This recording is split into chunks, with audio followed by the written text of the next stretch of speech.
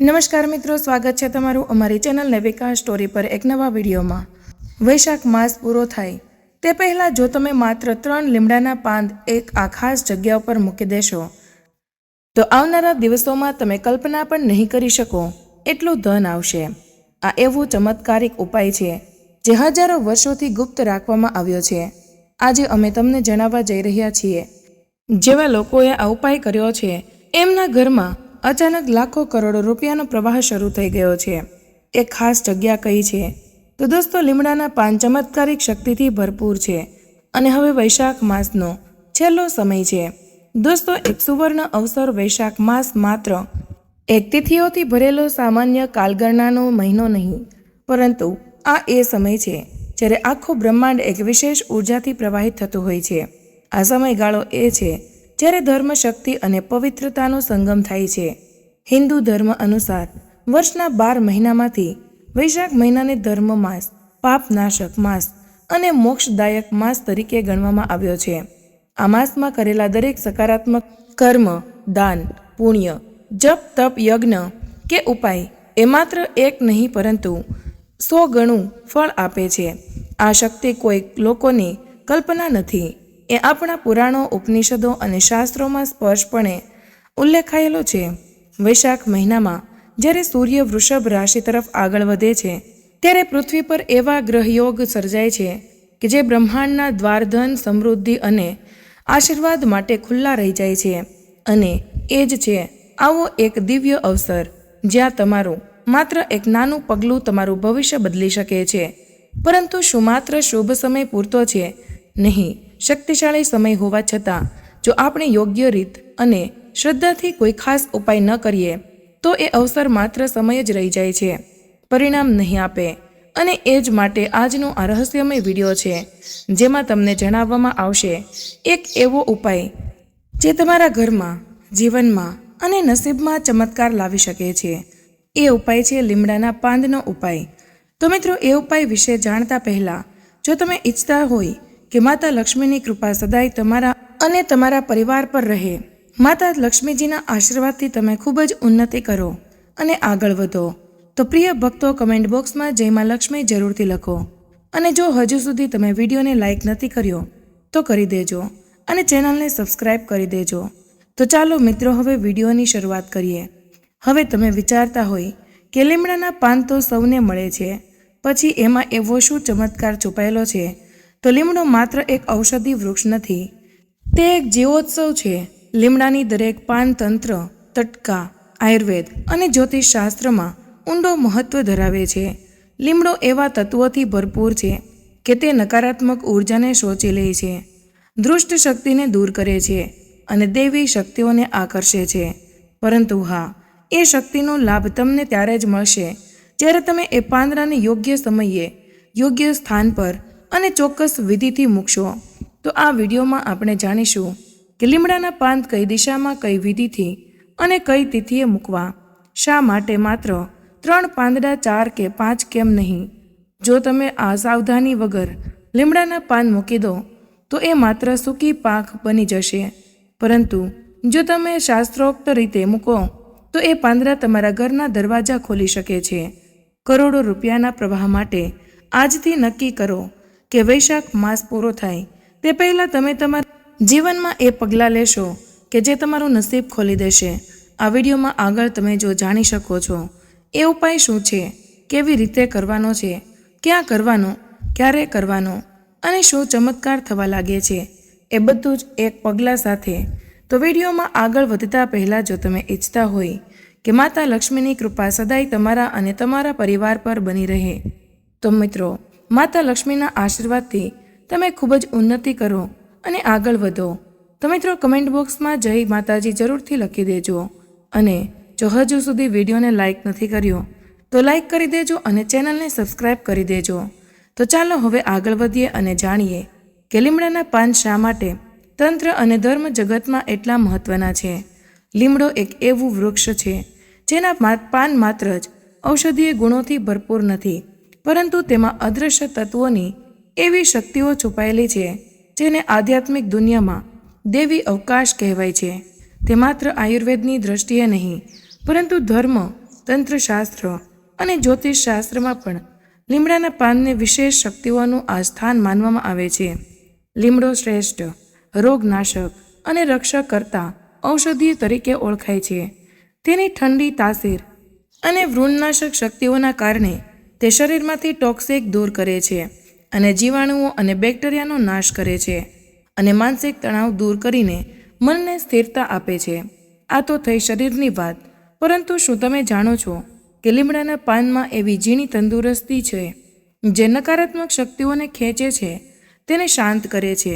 તંત્રશાસ્ત્ર અનુસાર લીમડાની પાંખડીઓ જ્યાં વસે છે ત્યાં કોઈ દોષ ટકી શકતો નથી. લીમકા પત્રે દેવી વાસમ તત્વ શક્યતા અર્થાત લીમડાના પાનમાં દેવીઓની શક્તિઓનો વસે છે. તંત્રવિદો કહે છે કે અનેક વિધિ અને તાંત્રિક સાધનાઓમાં લીમડાના પાનનો ઉપયોગ કરીને દુષ્ટ આત્માઓને દૂર કરે છે. મારણ, ઉહાટન, વિઘ્ન, વશીકરણ જેવા અશુભ પ્રભાવથી બચી શકો છો. ઘરમાં જો કોઈ અદૃશ્ય ભય હોય, અસહ્ય ઉદાસીનતા હોય તો લીમડાનું પાન એ દેવી અવરોધક ભૂમિકા ભજવે છે. જ્યોતિષશાસ્ત્ર કહે છે કે લીમડાનું પાન ખાસ કરીને નજર દોષ, ચાંદ્ર દોષ અને શનિ ગ્રહના પ્રભાવ માટે રક્ષણ કરે છે. નાના બાળકોને જ્યારે વારંવાર બીમારી પકડે, ઊંઘ ન આવે કે અચાનક રડવા લાગે ત્યારે માવતરોએ લીમડાના પાનથી બુકાની બનાવી ચોટી પર બાંધતી એ માત્ર લોકપ્રથા ન હતી, એ એક પ્રાચીન રક્ષણશીલ વિધાન હતું. આવું જ મોટાઓ માટે પણ લાગુ પડે છે. ઘરમાં અચાનક ઝઘડા વધવા લાગે, નાણાકીય સમસ્યાઓ ઊભી થાય તો લીમડાના પાન દ્વારા ઘરની દિશાઓ શુદ્ધ થાય છે. હિન્દુ ધર્મ ગ્રંથોમાં પણ લીમડાને કૃપાવાન વૃક્ષ કહેવાયું છે. વૈષ્ણવ સંપ્રદાય અને શાક્તમ સંપ્રદાય બંનેના લીમડાનું સ્થાન પવિત્ર માનવામાં આવે છે. વૈશાખ માસમાં લીમડાના પાનના સ્પર્શથી પણ પાપ નાશ પામે છે. શુક્લ પક્ષમાં લીમડાના પાનથી પૂજા કરવાથી દેવતાઓ તરત પ્રસન્ન થાય છે અને સૌથી અગત્યની વાત, જ્યારે તમે લીમડાના પાનને ખાસ દિશામાં અને ખાસ સમયે મૂકતા હો ત્યારે તે પાંદડા માત્ર પાંદડા રહેતા નથી, તે ચેતન શક્તિઓના યાંત્રિક પ્રેરક બને છે. એટલે કે જેમ ઘરનું વાઈફાઈ સિગ્નલ પકડે છે તેમ એ પાંદડા દેવી શક્તિઓને ખેંચે છે અને તમારા ઘરમાં પ્રસરણ કરે છે. દોસ્તો, તો લીમડા અને એક જીવંત શિવલિંગ છે. એવું પણ માનવામાં આવે છે કે લીમડો શિવ અને દેવીનો સંયુક્ત સ્વરૂપ છે. એટલા માટે બહુ જ જૂના કાળથી સાધકો લીમડાના વૃક્ષ નીચે તપશ્ચર્યા કરતા, ધ્યાન કરતા અને દુષ્પ્રભાવોને દૂર કરવા યજ્ઞ કરતા. આટલી બધી શક્તિઓ ધરાવતું લીમડાનું પાન જ્યારે વૈશાખ માસના પવિત્ર દિવસો પર યોગ્ય દિશા અને શ્રદ્ધા સાથે મૂકવામાં આવે છે ત્યારે એ ચમત્કાર નથી લાવતું, પરંતુ એક શક્તિશાળી નમ્ર આમંત્રણ છે દૈવીય તત્વો માટે કે આવો હવે અહીં વસો. શું તમે તૈયાર છો હું એ પાંદડાને પાવન કરવા અને તમારું ઘર પણ એક દૈવી આકર્ષણ કેન્દ્ર બનાવવા? પછી તો જાઓ આગળ, પરંતુ સંપૂર્ણ વિધિ માટે જોડાયેલા રહો, કારણ કે આગળ હું કહીશ કે પગલું દર પગલું ઉપાય જે તમારા જીવનને બદલી નાખશે. તમારે ઉપાય કરવો છે. વૈશાખ માસ પૂરો થવામાં થોડા જ દિવસો બાકી હોય ત્યારે આ સમય એવા ટ્રાન્ઝેક્શન પીરિયડમાં આવે છે જ્યાં કુદરતી ઉર્જાઓ અત્યંત સક્રિય હોય છે. શાસ્ત્રો મુજબ જ્યારે મહિનો પતવા આવે છે ત્યારે નીકળતી દૈવીય શક્તિઓ નવો માર્ગ બનાવી શકે છે અને એ સમયે એ ભવિષ્ય ઘડવાનો શ્રેષ્ઠ અવસર છે. કઈ તારીખ શ્રેષ્ઠ રહેશે? દૈવધ્ય દ્વાદશી ભગવાન વિષ્ણુને પ્રસન્ન કરવા શ્રેષ્ઠ તિથિ અમાસ, ચંદ્રની પૂર્ણ શક્તિ સાથે ધન સંપત્તિના માર્ગ ખુલતા જાય. શુક્રવાર અને રવિવાર પૈસા અને પોઝિટિવ ઉર્જા માટે શ્રેષ્ઠ દિવસો. જો તમે ચોક્કસ તારીખ ન મળે તો પણ ચિંતાની જરૂર નથી. જ્યાં સુધી વૈશાખ માસ ચાલે છે ત્યાં સુધી શક્તિ કાર્યરત રહેશે. આ ઉપાય માટે તમને કોઈ ભવ્ય પૂજા સામગ્રીની જરૂર નથી. માત્ર થોડી સરળ વસ્તુઓ સાથે તમે તમારા જીવનમાં પરિવર્તન લાવી શકો છો. તાજા 3 લીમડાના પાન એ પાન કે જેમાં હજુ હરિયાળી હોય, જે તાજગીનું પ્રતીક હોય. કાંસ્યની થાળી અથવા તો પેન્ડ કાંસ્ય ધાતુ પોઝિટિવ એનર્જીને ખેંચે છે. લાલ કપડું, લાલ રંગ સમૃદ્ધિ અને શક્તિનું પ્રતીક છે. ઘરગથ્થુ ધૂપદીપ સામગ્રી શુદ્ધ વાતાવરણ માટે. કંકુ દેવી શક્તિનું પ્રતીક છે જે લક્ષ્મીજીને આકર્ષે છે. 3 લીમડાના પાન લાવતા પહેલા તેને તાજા પાણીથી ધોઈ લો. તેને કોઈએ પગે ન નાખે એ ખાસ ધ્યાન રાખો. કેવી રીતે કરવાનો છે આ ઉપાય? મિત્રો, ઉપાયમાં આગળ વધતા પહેલાં જો તમે ઈચ્છતા હોય કે માતા લક્ષ્મીજીની કૃપા સદાય તમારા અને તમારા પરિવાર પર રહે, માતા લક્ષ્મીજીના આશીર્વાદથી તમે ખૂબ જ ઉન્નતિ કરો અને આગળ વધો, તો પ્રિય ભક્તો, કમેન્ટ બોક્સમાં જઈને જય માં લક્ષ્મી જરૂર લખો. અને જો હજુ સુધી તમે વિડીયોને લાઇક નથી કર્યો તો કરી દેજો અને ચેનલને સબસ્ક્રાઇબ પણ કરી દેજો. ઉપાય કેવી રીતે કરવો તે પહેલાં સ્નાન કરીને તૈયાર થઈ જાઓ. શુદ્ધ ચિત્ત સાથે સવારે સૂર્યોદય પછી સ્નાન કરો. શુદ્ધ સ્વચ્છ પીતાંબરી કે લાલ કપડાં પહેરો. ઉપાય કરતા પહેલાં 5 મિનિટ ધ્યાન કરો, જેથી મન શાંત અને એકાગ્ર બની જાય. ઘરના ઉત્તર પૂર્વ અથવા તો પૂજા સ્થળે લાલ કપડું પાથરો. તેની ઉપર કાંસ્યની થાળી મૂકો. થાળીમાં 3 તાજા લીમડાના પાન મૂકો. ખાસ નિયમો મુજબ પહેલું પાન ઉત્તર દિશા તરફ મૂકવું, બીજું પાન પૂર્વ દિશા તરફ મૂકવું, ત્રીજું પાન થાળી બરાબર મધ્યમાં મૂકવું. દરેક પાન પર કંકુથી સ્વસ્તિક દોરો. સ્વસ્તિક એ દેવી શક્તિનું પ્રવાહ છે. હવે ધૂપ આપો અને દીવો પ્રગટાવો. ત્રણેય પાન પર ધૂપની લહેર ફરજિયાત ફરતી હોવી જોઈએ. ચિત્તને ભક્તિથી ભરીને બોલો શ્રીમદ વૈશાખ મહિના દેવે દે મમમ ધન સંપદા આ મંત્રનું 11 વાર જાપ કરો. તમે બોલી શકો છો કે નહીં એ મહત્વનું નથી. મનથી શ્રદ્ધા રાખો તો યુનિવર્સ તમારી એનર્જી સમજશે. હવે ત્રણેય પાન લઈને તમારા ઘરના મુખ્ય પ્રવેશ દ્વાર મેઇન દરવાજા પર જાઓ. દરવાજાના ઉપરના ખૂણામાં જ્યાં લોકો સામાન્ય રીતે તોરણ બાંધે છે, ત્યાં લાલ કપડામાં આ ત્રણેય પાન બાંધીને લટકાવજો. જો શક્ય હોય તો આ પાનના ઈશાન્ય દિશા ઉત્તર પૂર્વ તરફ હોય તો ઉત્તમ પરિણામ મળે. એના પછી શું કરશો? દરવાજે ધૂપ આપો, નહીં તો દરવાજો 5 સેકન્ડ માટે એ પાન તરફ જોઈને મંત્રનો એક જાપ કરો. 7 દિવસ સુધી પાન સુકાઈ જાય તો તેને કોઈ પવિત્ર સ્થાને વનમાં કે વૃક્ષ નીચે વિસર્જિત કરો. ખાસ ચેતવણી, સૂકા કે કીટક ધરાવતા પાન ઉપયોગ ન કરો. ઉપાય વખતે કોઈનું વાંધો ન આવે એ જુઓ. પાન જે જગ્યા ઉપર મૂક્યા હોય એ જગ્યા પર હાથ ન લગાડો. પાન નીચે પડે તો તરત જ પવિત્ર રીતે બદલી દો. છળ, લાલચ કે અનૈતિક ઈરાદા સાથે ઉપાય ન કરો. યુનિવર્સ એ તમારા ભાવને ઓળખે છે.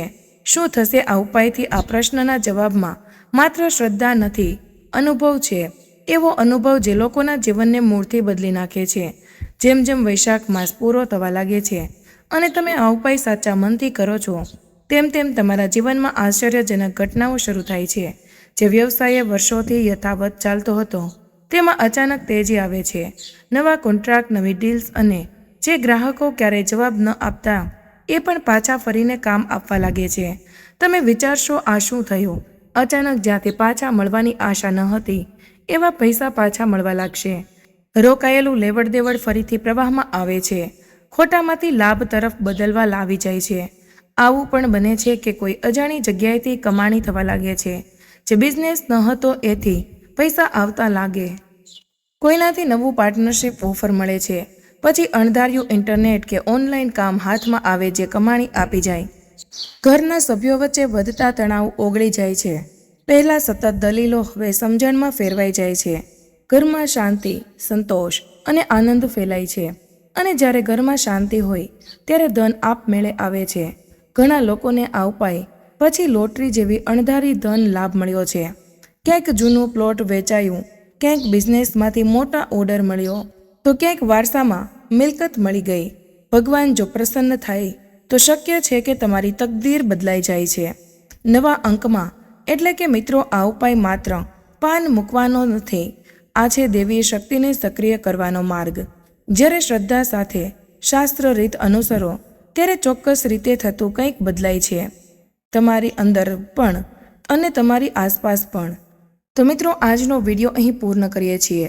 આજની આ માહિતી તમને કેવી લાગી તે કમેન્ટમાં જરૂર જણાવજો. પસંદ આવી હોય તો વિડીયોને લાઇક અને તમારા મિત્રો સાથે શેર કરજો. ચેનલ પર નવા હોય તો ચેનલને સબસ્ક્રાઇબ કરવાનું ભૂલશો નહીં. મળીએ એક નવા વિડીયોમાં. ત્યાં સુધી બધા જ મિત્રોને જય શ્રી કૃષ્ણ. ધન્યવાદ.